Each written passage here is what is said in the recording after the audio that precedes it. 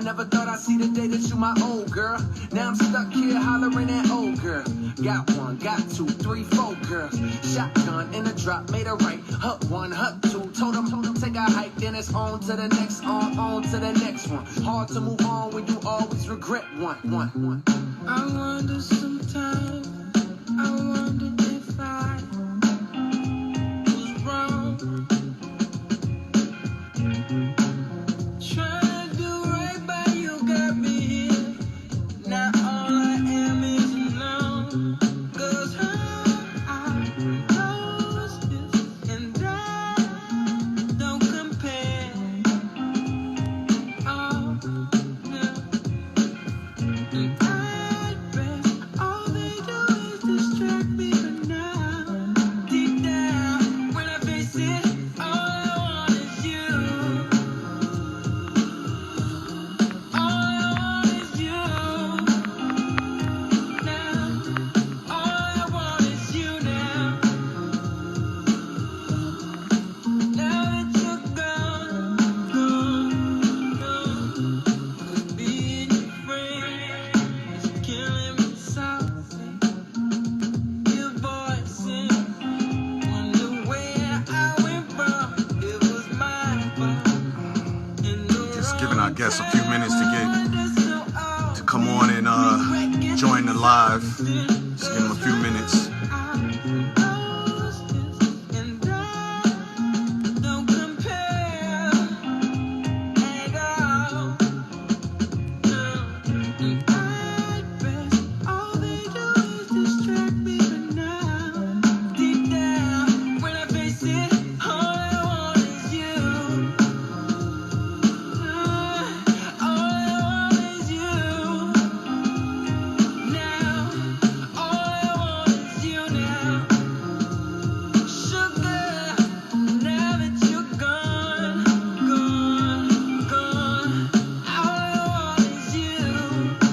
Check to see what's going on. Make sure you're going.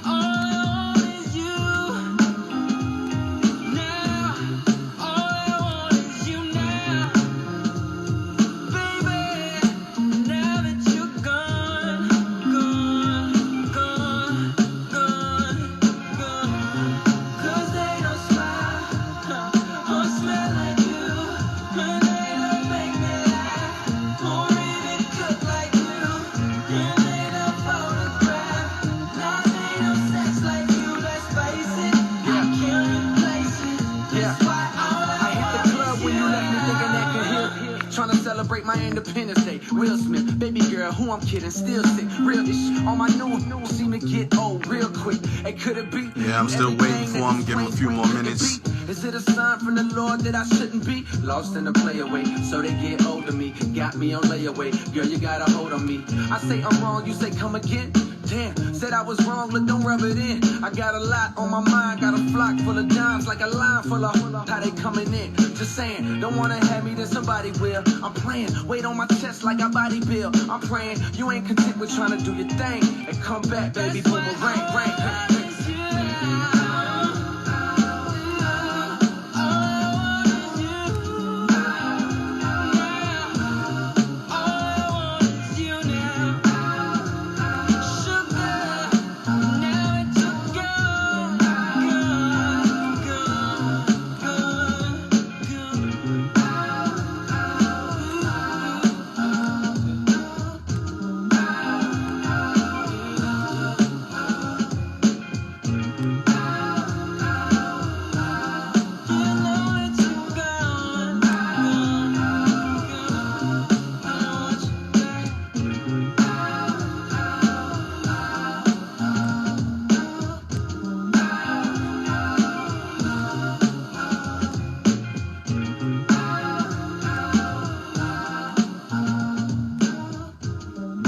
Still waiting for the guests to jump in. So just give them a few more minutes. Waiting for Taylonn Murphy. Mommy, you looking like I'm just another guy that came to check in, that came to wreck it. No disrespect, but mommy, that's correct, 'cause what's in them jeans just got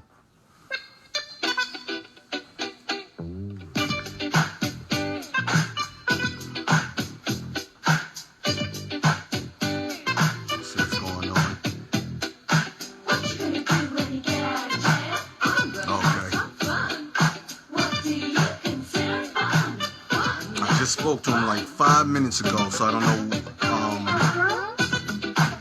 what's going on. Let me call him.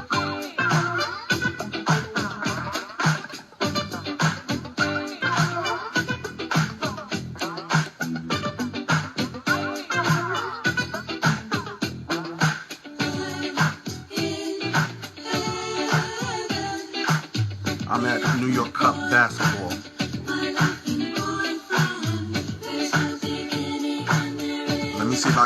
Let me see if I can add you. If I don't see you at all.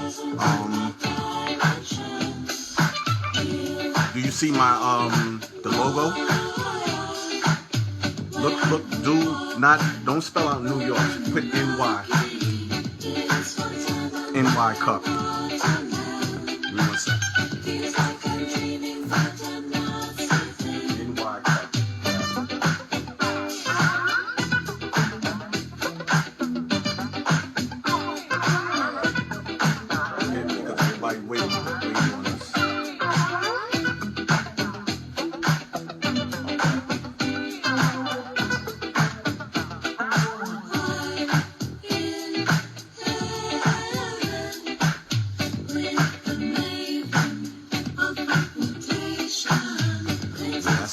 Okay.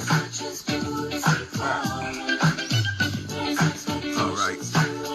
Just got on. We about to go right in.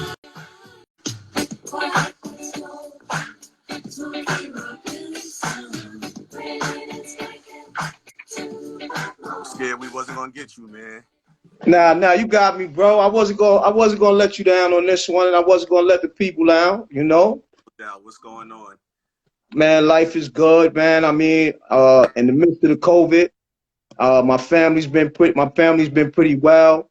My immediate family by blood, but I lost a lot of family members by bond, and you know, it hurts, and the grief is still there just while losing people that's close to you and watching people go through, you know, this whole pandemic, and just striving to make striving to survive through it, man. I had a cousin that he got through it. He survived it, but he had to learn how to walk again. He had to go to different therapies. I mean, you know, it's rough out here, man. And then even with the economy, man, dealing with the economy, and people are hurting, man.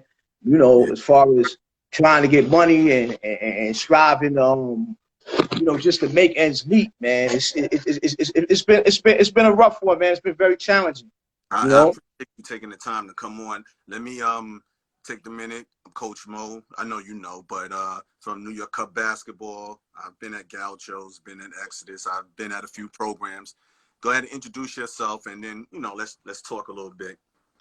My name is Taylonn Murphy. I'm the founder and executive director of the Tayshaun and Chicken Murphy Foundation. I'm also the father of Tayshaun and Chicken Murphy, high school phenom, a basketball star, playground legend. Every time I talk about it, it gives me chills up my spine. Right now, I'm sitting in an apartment about 4 blocks away from the Rose Classic, where she actually played her last game after coming back from a torn ACL. And, you know, she was just a phenomenal athlete, a phenomenal person. I'm not only saying that because she's my daughter. I'm saying that because of all the love we get and we receive around the city and around the country and even around the world. So, I mean, I'm just happy to be here. I'm happy Mo put this this forum together for me, or this interview together, so to speak, so I could just talk to the people. Yeah. So, you know, if I'm touching anything that you need a minute, or you don't, just let me know. You know what I mean? Because we haven't talked in forever. No doubt. You know, not to be funny, I was talking to somebody, and you know, they were familiar with Chicken's name, but I want to, you know, bring it back to the light where it's supposed to be, who she was. You know what I mean? We're not gonna get into, you know, into all the craziness at the end, but just when did you, as her dad, realize that, you know, she was something special on the court? Oh man, not even. I think it came way before the court, man. I think I talked about this in previous interviews. I mean, at the tender age of 3, going on 4, Tayshaun picked up a basketball, man. And what she used to do is she has two brothers, one younger brother and one older brother. And our older brother name is Bobby. And she used to just take his basketball and dribble it through the house. We was living in East New York at the time. A lot of people don't understand why Chicken was so well revered through the whole city. I mean, we lived on, I mean, everywhere. She was born in Brooklyn. She was born in Brooklyn. We moved out to Queensbridge, where she really cultivated her craft, and then subsequently moved out to Harlem. And I mean, and then she played for the Gauchos, which was in the Bronx. So she was definitely known citywide. But she picked up that ball at the age of like 3, 4. She used to take Bobby, her brother's basketball, and just dribble that basketball through the house and dribble it and dribble it and dribble it. And all I used to hear was, "Chicken got my ball, Chicken got my ball." And I come out the room and be like, "Leave her alone." And her mom would be like, well, her mom would say to her, "Give Bobby back that ball. Give Bobby back that ball. Basketball is that ball is for young men, for boys." And she used to be like, "Nah, basketball for everybody." So, I mean, I think she was just destined, man. From that day on, and I used to watch her, I think she was just, she had a love for the game, man. A lot of girls put that tattoo on them. "It's not a game, it's my life." I mean, that tattoo wasn't only on Chicken's arm. That was definitely in her heart, you know? How did she get the nickname Chicken? Oh, Chicken, man. How she get the nickname Chicken? I mean, Chicken is actually short for chicken wings. I had a chicken craving. Her mother never had the cravings. I mean, I had more of the cravings than a mom when mom was pregnant. And I used to go buy chicken and eat chicken every day, man. Chicken cacciatore, chicken cutlet, fried chicken, chicken wings. My favorite coming in as a snack was just chicken wings. I would go and just get it, chicken wings from anywhere.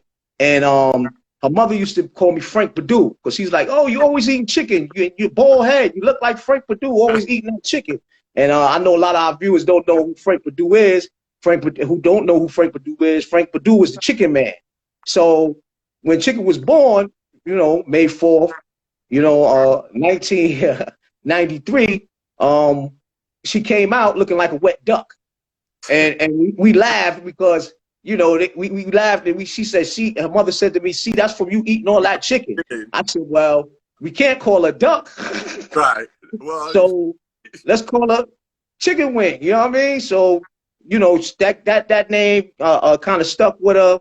I mean, you know, a good friend of ours out in East New York and Cypress Project. Shout out to my people out in the East. She actually came up with the name Chicken Wing, because I used to be like, "Yo, we can't call her wet duck, so what we gonna call her?" Yeah, and she said, "How about, you know, you eat all that chicken? How about Chicken Wing?" You know what I'm saying? And you know, it just stuck with her. I started calling her Chicken Wing. She was my little Chicken Wing, and then Chicken Wing got cut down to Chicken. I know we hear a lot of tales about we call her Chicken because of her bow legs and things of that nature, but it really derived from my love for chicken. Chaz, what's good? Murph, Chaz says, "What's up, man?" Yo, what's up, Chaz? How you doing, brother? So Chaz is good. Chaz is another coach that cultivated chicken. Oh, we're gonna touch that Bishop Lockland. We know he had that back no doubt. Boy, that shit was sharp. No doubt. But when did she start playing like ball, like team ball, like, you know? All right. Well, I'm gonna just let you know the first day I seen her play, man. We was out in Brooklyn. I wasn't as good as Chicken, but I used to play basketball. I mean, as you know, I played in the first Martin Luther King Classic, you know, way back. Why you trying to throw that up there, B? Yeah, way back with the short shorts. But we used to go play pickup games. Me and my family, a lot of my family played ball. A lot of, you know, the members of my male members of my family played basketball, and we used to play these pickup games. And Tayshaun used to sit on the sideline and take the basketball and just dribble it. And I used to just watch her, and she would kind of like try to mimic what the men were doing on the court. So one day we finished the pickup game, and we was talking, and an older brother of mine named Herc, Derek, he kept saying, "Who's this little girl? Who's this little girl on the other court?" So none of us is paying it no mind. We talking about the game. We talking about what we did to each other. You know how people, you talk smack after the game. And then he's like, "Yo, who is this girl with these pretty eyes making these moves on these little boys?" So I turn around, and it happened to be Chicken. And I'm watching her, and I'm saying, well, I'm watching the game, and I said, where you learn how to do that? And she was like, Dad, I just watched. I watched, I watched. And, that was her statement. And she had to be about 7, man, 7 or 8, man. So, like I said, man, that's the first time you ever seen her play. I'm ever seeing her really play against some males, some boys. So, I know back then we didn't have a proliferation of trainers. So basically she was picking up the game, just watching. She was getting up, playing with the boys and taking her lumps and her bruises. You know what I mean? So no doubt. At that time you were playing in the you were at when I became familiar, I think you guys were in Queensbridge because Kasim. Yes. Very interesting. Kasim, go ahead, Bo. No, go ahead. I just want to bring that. Go ahead. Kasim Alston. Our families grew up together. The Alstons was a big family in Queensbridge. Actually, I was born in the bridge. My mother skipped rope in the bridge. My family's been in Queensbridge since 1949. I was born about some years later, because I don't want to really, 20 years later, and it just happened that we moved back to Queens, to Long Island City. And Kasim, like I said, was his family's very close to my family. He took a liking to it. He saw her play on the court, saw her practicing on the court, just shooting hoops, putting it between her legs, doing crossovers. And Kasim wanted to even know, who is this little girl? And I got to thank Kaz, man, for just recognizing her talent and being able to direct her to the right channels, like with you guys, with Chaz, of course, with even Exodus. I mean, Tayshaun played everywhere. And I think Kasim seen her and said, yo, look, man, I want to take her and start practicing with her and start, really training with her and actually help her cultivate her game, So that's really when it really started, man, when it really started, when we got to Queensbridge. Yeah, because I think I first became, I think you guys had that Rana Test tournament out there. And she was playing in that Rana Test tournament. That I became. And then you're right, Kasim was kind of navigating through the waters. I think she, whatever middle school, I think she wound up at Bishop Loughlin, right? Right. And how was, was that somewhere she enjoyed? I know she was playing for Ches at the time, right? Oh no, she was playing she played with Kasim at first. I mean, we had a lot of offers for different schools. I mean, Tayshaun was highly recruited through even the high schools. I mean, I still the guys over at Christ the King. I have buddies that's over at Christ the King, Nick Sanchez, Joe DeLuca. They still get kind of upset with me that I ain't let her go to King, but her bond with Kasim and I had other children that I was tending to. Kasim wanted to take her with him to Loughlin and kind of build that program up. And I at first I was like, look, I'd rather her go to a powerhouse. I'd rather go to Bertram or to Christ the King or one of the powerhouses. But Tayshaun wanted to. She was loyal, man. She was real loyal. Wanted to stay with her godfather.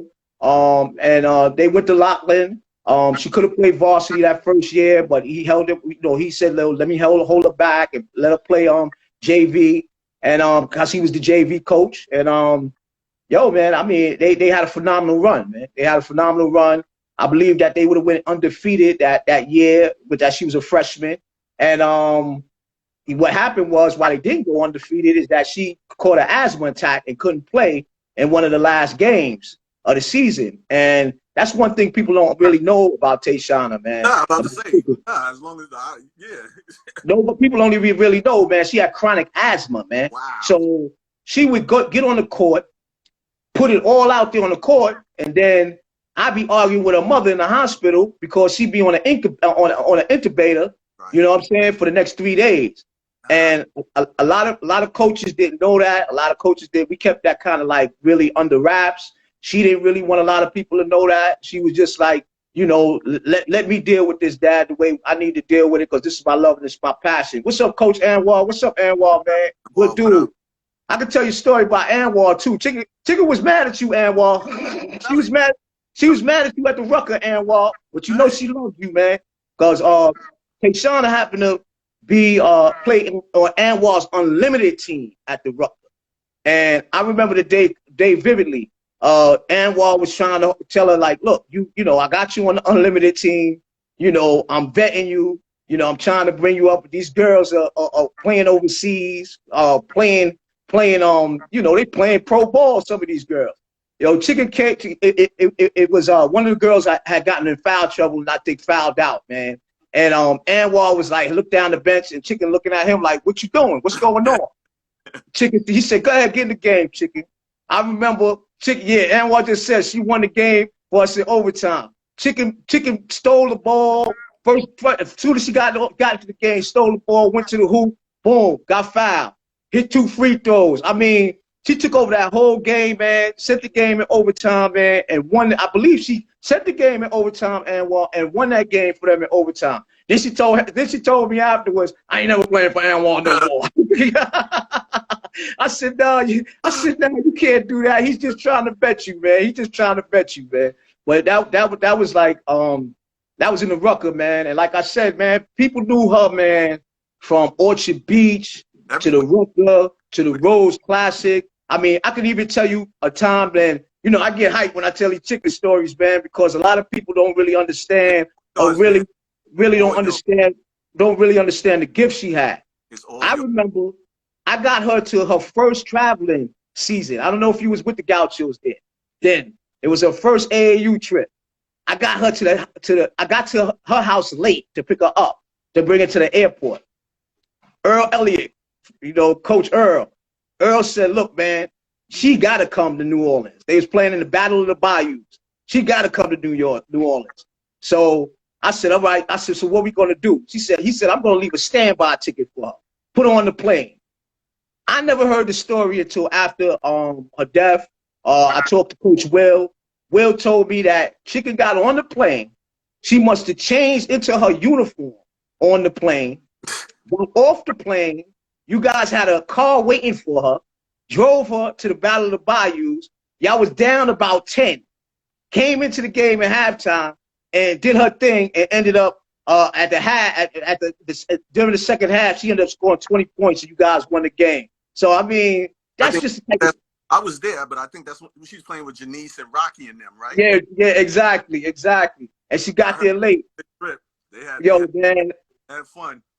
Yeah. I know y'all had fun. I mean, and that's another thing with Tayshaun, man. I mean, people think that we talked about basketball all the time and things of that nature. I mean, it was 5 minutes before she got on the floor, and then it was 5 minutes after she got off the floor. I mean, Tayshaun was more of a humanitarian. I mean, we would ride the games. I remember one time riding out to the Rutgers, right out to Rutgers University, and I'm eating. We stopped at a fast food place. I don't know whether it was McDonald's, Burger King, whatever, something. And we eating our food. I can't eat because I'm driving, and she sees some people on the road asking for money that they need help. She tells me to pull over. So when I pull over, she runs back to them and was like, yo, you guys are all right? Yo, we got some food. Mind you, I'm looking at her like, Tayshaun, this is my food. What I'm going to eat? You know what I mean? Like, what I'm going to eat? She's like, man, Dad, give him the food, man. We'll get more food, man. Don't worry about that. But, I mean, those were regular occurrences with her. I mean, she had a caring heart.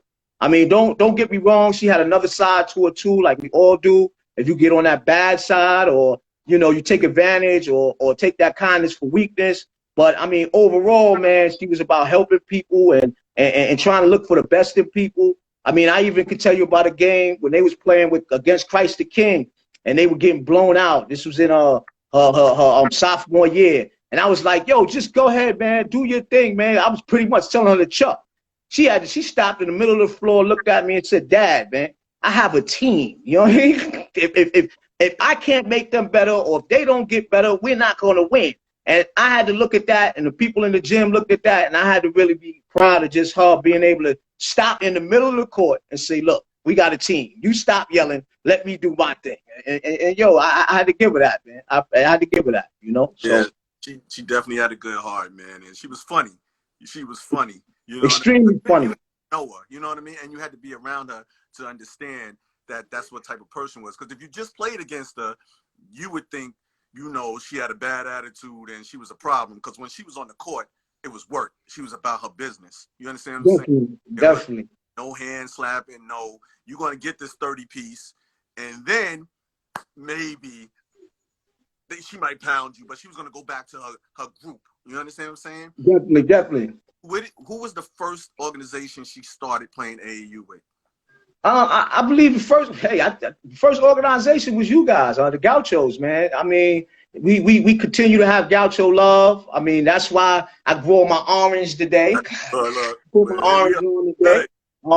You know, we continue to have the Gauchos love, but I mean, there was quite a few, man. It was just the whole basketball family, man, was just so influential to her upbringing as far as the game and the culture of the game. And she took everything. She took a piece of everything from each coach. I mean, even she took things with her from each coach, even in her personal life, on how to just navigate through the neighborhood and navigate through the hood. I mean, Tayshaun, like you said, man, she was a fierce competitor. But even a lot of the girls that she competed with, man, I mean, still holding in high regards right now. I mean, I remember she came up with Star Brewell. Her and Star actually played on different boys teams together, you know what I mean, against each other. And and they became the best of friends, man. I'm sorry to cut you, love. For the people that don't know who Star is, that's Mousy from Tri-State's daughter. Yes, you know, a lot of people aren't familiar with these because we got a new crop of people coming up. So yeah, that was Mousy from Tri-State's daughter. She was a problem too. Yeah, definitely. Too. So, and she was one of the only kids at that time. It's different now to be able and was accepted playing Exodus and Gauchos. You know, that was taboo. Yeah, that was definitely taboo, man. But I think Chicken lived the way she wanted to live, man. I mean, with that basketball thing, she took it like, if there was a game, I'm gonna play. If I'm playing at West Fourth, I'm gonna play. She just wanted to showcase her talent. I mean, I always say some children, man, some girls sew, some girls cook. Chicken was just born to ball, man. She was just born to actually pick that basketball up and really touch hearts and touch spirits. And she was a show woman, you know. She was a showman on that court, man. I mean, I still haven't seen a young lady that is that strong. Chicken was man strong. I mean, she go and she was one of them, like what you call Baron Davis, you know, back at a bodyguard. She'll go and bump bodies and love contact, and you know, but she had that finesse game too. She could shoot that jumper. She could pass. She could see the whole court. She was unselfish. I mean, it was just the whole package, man. It's something that I think the world was cheated from seeing. I mean, I always wanted her. I know she played on a lot of big stages across the country, but I always wanted her to play on that big stage, the Garden. That's where she wanted to play at. She wanted to play at Madison Square Garden. I mean, even after her physical demise, the New York Liberty reached out. You know, they were like looking forward to even recruiting her, watching her, and talking to her. I mean, there's so many coaches. I mean, I even got calls when from Dawn Stanley, when Bianca Cuevas. People don't know that Bianca's like my daughter, man. I mean, during the time that Chicken fell to her untimely demise, Apache actually succumbed to cancer. You know what I mean? And Bianca became like one of my extended daughters. I have a bunch of them out there, you know what I mean, that's playing the game. Shout out to Alicia Lovett, Corey Coleman. I mean, the list goes on and on. Amani Tatum. I mean, I could go on and on, but Bianca was real special. I mean, real special with me, and she had Dawn Stanley reach out to me and just talk about, you know, how she wished, you know, things didn't go that way, and her wish that, you know, she could have, you know, actually recruited her or even seen her play, you know, or even play against her girls, you know. And I mean, it's just phenomenal that people still remember her name, and her legacy still lives on through women basketball. Listen, she was a baller. I know you're looking at the comments. Simply just me, just so you know, is Janice. Hey, Janice, what's going on? How you doing? Got BL 973. That's Maria. Oh, how you doing? How's everybody? Yeah, everybody's here, man. They That's remember. that's what's up. That's what's up, man. Everybody's in the building. So she was at Lockland. Unfortunately, she had the asthma attack. Was that the season? That was her last season there? Well, no, she went back her junior year, and we had to move her on a security transfer. It's a lot of hate. I mean, she wasn't even involved in the incident. It was at a boys' game, and some girls, was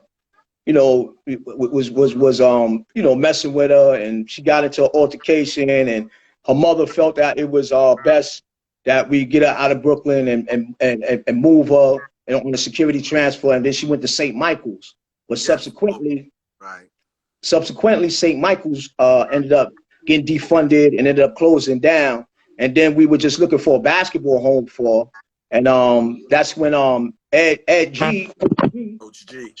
Coach G reached out and actually said that, he was very interested in her coming to play, with another backcourt mate of hers, Shaquana Harris, Yeah, that would have been serious. Yeah, definitely that would have been serious. So we discussed it, and I said that, listen, man, they were on their 14th championship run, I believe, and I said, listen, man, no, their 13th championship run. And I was like, listen, man, maybe it's the best bet for her to go to Bertram. And the summer before, she actually started school at Bertram. She was playing on a tournament at St. John's, and actually blew out her ACL. And that was a real rough time for her, man. I mean, she thought the world was ending. She couldn't play basketball. She thought a lot of people abandoned her, which I told her that's not the case. They're concerned about you getting healthy again. And for that whole year, man, I mean, she went to the games. At one point, she tried to actually play. And I had to really kind of stay on top of Ed Guginski, Coach G. I stay on top of Coach G, like, yo, she's not ready to play. She's not clear. And we fought back and forth, but I think she understood what my role was being a father. I took her to all her doctor's appointments. I took her to all the rehab appointments, man. And I told her, man, like, yo, you're gonna come back better than ever. And ironically, man, her ratings never dropped, man. People were still looking for her to come back and actually get on the court and actually do her thing. And that was a blessing in itself. I think they understood what kind of talent she was, Yeah, I think at that time ESPN had her as number 16 in the country. Yeah, man. Girls, right? They had a number 16. Yeah. So now you're looking at the landscape, the girls' basketball landscape. What's your thoughts on it? Are we missing a dominant figure here in New York? What do you think? I think we're definitely missing a dominant figure. I think once Bianca and that class left with a lot of those I want to say not 2014, 2016. I think 2016, 2017, I think the game kind of changed a little bit. I think coaching kind of changed a little bit as well. I don't think we had that one dominant player that really had all the dimensions. I know actually after Star and Alicia Lovett graduated, I didn't really. I mean, they were in Jersey, and I really didn't see. I seen girls that were good, but I didn't see girls that were professional WNBA all-star type caliber. A lot of things were coming out. A lot of girls were coming out of the South. A lot of big names were coming from the South, and I think we kind of missed that showmanship at that especially at that position at the point guard level. I mean, there was a lot of girls that were sound, fundamentally sound in their game, but just somebody that had their own little style and that own little flash, and that could really take over a game and really have the crowd oohing and eyeing. I didn't really get that in a lot of years, so to speak. So it's funny. Maria was saying, because I'm thinking like Chicken notched it up to another degree to playing roles, because you were playing against New York City. You know what I mean? And she was just reminiscing about when Chicken dropped like 60 right before her senior season, when it was rumored that right before her official clearance. You remember that? Oh man, yo, I think it was more like 40, but Right. yeah, but I mean 40, 60, same thing. I mean, coming off an ACL injury, it's funny and it's ironic, man. I was sitting right here in this apartment when I got the phone call that Tayshaun was getting ready to suit up to play down at the Rose. And I'm like, what? And I looked at my sister. I called my sister and Chicken's little cousin, my niece. I called them, all three of them, team tourists, because my sister used to come to the games. Chicken was a tourist. My niece is a tourist. You know, I called them team tourists. And I said, yeah, I looked at her like, yo, one of your team tourist players done bumped their head. Your members done bumped their head. They up the block talking about she getting ready to suit up. And funny, I was already dressed. I think I was coming from some type of function. Matter of fact, it was a Sunday. I might have been coming from church with my mom. Right. And I went up to the Rose and I see her suiting up and I see Kasim there. And I'm looking at both of them like, what are y'all doing? Like, what are y'all doing? And Chicken came over to me real candidly and said, look, Dad, I know I'm supposed to get fitted for a sleeve, but I'm okay. And I said, you okay? I said, and Kyle said, I'm glad. And I'm glad Kyle said, yeah, come on, yo, let her play, bro. Let her play, big bro. I said, okay, let her play. The first play of the game, she came down court and did a move, and her legs looked like they went out from under her. And I was like, whoa, whoa. And she looked at me and she said, sit down. I'm okay. I got this. And I mean, I'm glad I didn't argue with her that day, man, because she went in the Rose, man, and put on a show. I mean, they still show that video, and I'm glad that they videotaped it. Chicken's last game. And I mean, the moves she made, the 3-pointers, the going to the hole, phenomenal for a young lady to have an ACL injury and come back and be as strong as ever and play the way that she played, man. It was just quite amazing, you know? Murph, we got Leash checking in. She's sending you love. Oh, LL. That's my Leisha Love It, you know? Yeah, she turned into a beast. Yeah, Leash, you know joke, Leash. I see you out there, all star out in Europe, and yeah, man, that's what I mean, man. It's just that game. Wasn't she playing with Leash and Star and them? She was playing with them, right? I don't know if she was playing with them that last game. I would have to look at the footage again. Okay. But right. I don't see them three. That was like the big three. That was something like how Pierce, Ray Allen, and Garnett was in their prime. You know what I mean? They were definitely the big three. Leisha Love It, man. I mean, I love the Love It family. I mean, yeah. And I love the Gaucho family. I mean, I can't even sit here and lie to you, man.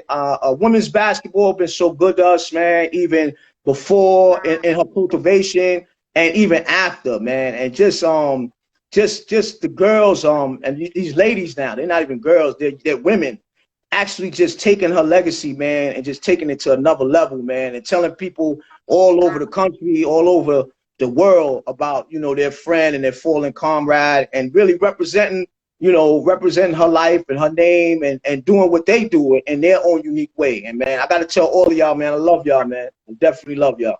Yeah, they love you too. Trust me. I think every year they make sure on the gram, on Facebook, you know what I mean, to acknowledge her day, you know, the unfortunate day, but they definitely keeping her out there. That's why I said you kind of, you know, needed to come out. I know you've been low, you know, just to talk about her a little bit. You know what I mean? To, you know, put some remembrance, and maybe some of these kids go look her up. You know what I mean? No doubt. But so she doesn't get to play with Coach G, and you know, the unfortunate incident occurred, and then, you know, I think not right away, but you found your calling, right? Let me just say this, man, and I say this I say this, Tayshaun is physical death was my spiritual rebirth. Um, Energy never dies. All them young ladies that's on the court dribbling them balls, that dribbling balls, shooting them balls, making a living now, that played with her. I think they have that same chicken energy in them. You know what I mean? I think that, you know, it gave all of us a purpose, man. Whether it be, you know, Lisa Lovett over there being a all-star in Europe, whether it be Star Breewell doing her thing, whether it be Bianca Cuevas, who's now playing for the WNBA, the New York Liberty, sent me a message, Dad, I made it. I did it for Chicken. I think Chicken propelled us to take her energy and just turn it into something that was positive and make a statement that, you know, lives like this, I mean, it's an her unfortunate demise didn't mean that her life didn't have purpose. And I think we brought purpose to that. You know, we actually came together in our own way and brought purpose to that. Myself, just to touch on a lot of the dynamics, man, I think Chicken's life changed a lot of the dynamics in the way we looked at gun violence and the way we look at how we treat one another. I mean, it didn't happen right away. I mean, it's always what you call birth pains, you know, labor pains when you're birthing something great. Her foundation, man, went on to do what she wanted to do when she was stopping cars, giving away food, see a guy on the train, Dad, give him $5. I mean, all those things that she was doing and all the things that she wanted to do, move her brothers and her mom out of public housing, all the things she wanted to do, man. I think that it's been transmitted and transformed into myself, my family members, into her organization. And she also taught us about adversity. I mean, we all say ABC, you know, I know the young people say all about Chicken. I changed that into, you know, I looked at it and changed it to adversity builds character. And I look at that and say that, yo, if certain things wouldn't have happened and certain things wouldn't occur, no matter how bad they were, we wouldn't be making an impact in the urban community, and we're definitely making an impact in the urban community in honor of her name, and her name will live on, you know? Yeah, and what I was saying, Chicken was way more mature than kids her age, and he's right. She saw the bigger picture. Talk about your organization and what you do in the community, you know, and the name of the organization, how people can get in contact, you know, if they can help, you know. Go ahead, it's yours. Well, our name is the Tayshaun and Chicken Murphy Foundation. You can get in contact with us through our email, TayshaunandChickenMurphy.org. Our website is TayshaunandChickenMurphy.org. You can actually go on there and see the great things that we're doing within the community right now, which is recent. We just got a contract to do a reentry program in West Harlem, where the incident actually happened, for the 103 individuals that were caught up in the West Harlem raids, man. So I mean, Grant Manhattanville. We're still dealing with the aftermath of that conflict. I mean, that conflict was crazy. I mean, like I said, Tayshaun was revered by so many people. I still have people that call me that actually did security, you know, or tried to help do security at her home going, and they say like, yo, it was unimaginable. You would have thought that Lil Wayne was in there, or right. You know, it was in Queens, right? Yeah, it was in Queens. We wanted to have it in Unity, but I'm so glad that we didn't have it in Unity, because we had it in Queens, thinking that we would tone down, you know, the volume of people that came out, and till this day, every year I get a shout out or a salute from the funeral home, because they said, man, they never encountered anything like that, and they don't think they ever will, you know. So you know, I'm lucky to even get in, man, because it was like, you know what I mean. I remember I called you and you had me at the door, but it was crazy. And I mean, it was so crazy that people didn't understand. It was politicians there, scouts there, activists there, coaches that coached her when she was in junior high school. Shout out to Paul Hardy. It was just so many people there that revered her. I mean, you had 3 boroughs that came out, you know, just to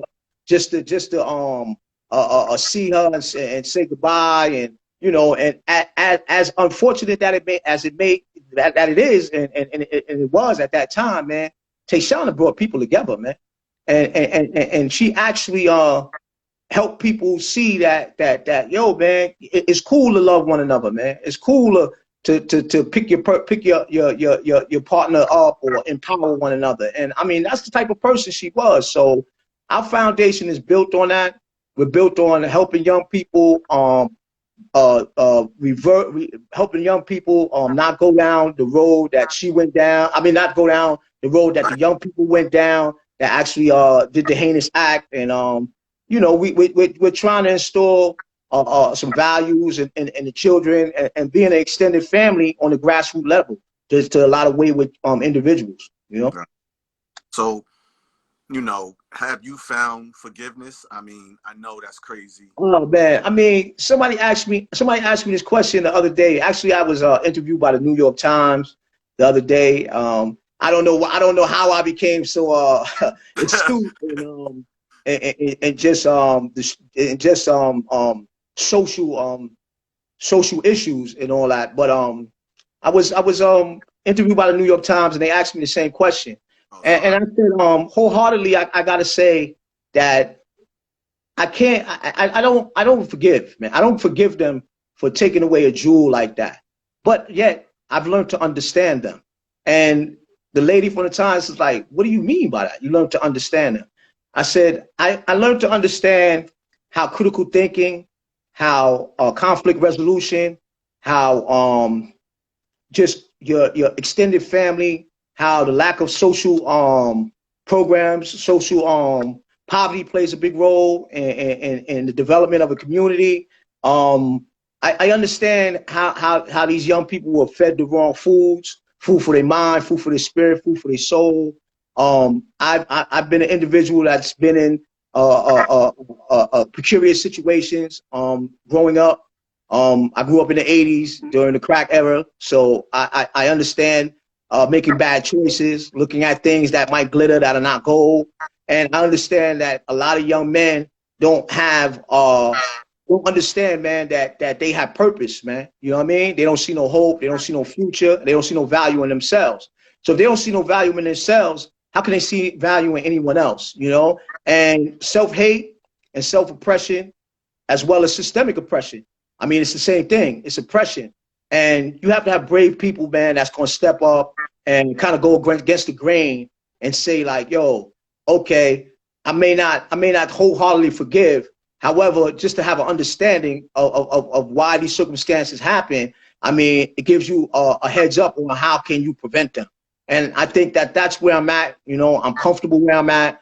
I'm dealing with, I just got off a call with the New York City Mayor's office to prevent gun violence.